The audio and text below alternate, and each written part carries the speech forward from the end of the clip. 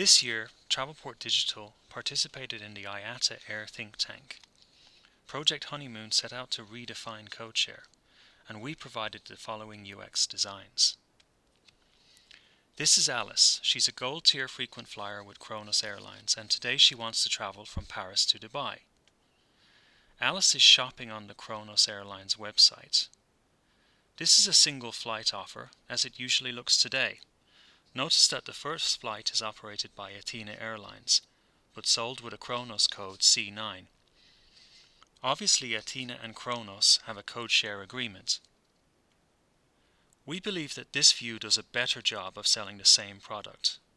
Firstly, rather than selling this with a single airline brand, we use both airline logos and have given the alliance itself a name, Pantheon Partners. For the first flight, we show the real carrier code and flight number. Also, we've given a product name to the connection itself, Kronos Connection Guarantee. As new types of interlining emerge, it is ever more important to be transparent about what you are selling. This example shows the benefits of guaranteed and protected connections. Now let's look at the experience on mobile. Here we see our updated offer, this time on a mobile device, again using co-branded offer with real carrier code and flight number. The aim of this screen is to explain any differences in the allowances between flights. Alice does not fly on IATA very often. Some aspects of the offer are better and some are worse. Even within airline networks, there are significant differences between short haul and long haul. Perfect alignment across alliance partners is probably impossible, and if you can't have perfect alignment, you must have transparency. Here we see the potential to show much more detail on the in-seat experience, power, recline, Wi-Fi, and so on. The opportunity here is both greater transparency and upsell. In general, transparency in retail sets customer expectations, builds trust, and improves customer experience. Let's jump ahead to the day of Alice's trip and the check-in experience. The screens here show boarding passes stored inside the Kronos Airlines mobile app.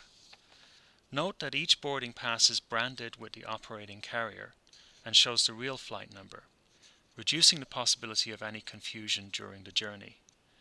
In addition, our passenger Alice is being explicitly identified as an elite level on IATA.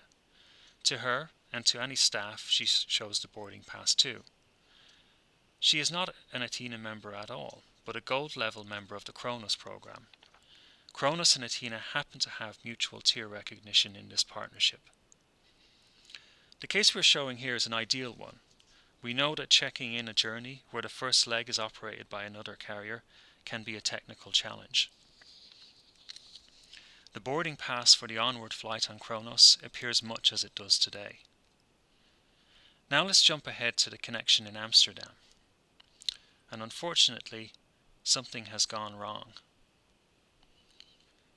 Alice has received a push notification about the delay of her first flight, but she has been automatically booked on the next available one and issued an updated boarding pass.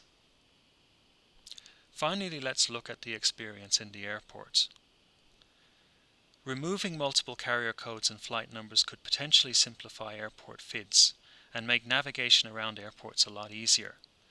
Imagine going from this view, or those rotating displays you have to watch like a hawk, to this.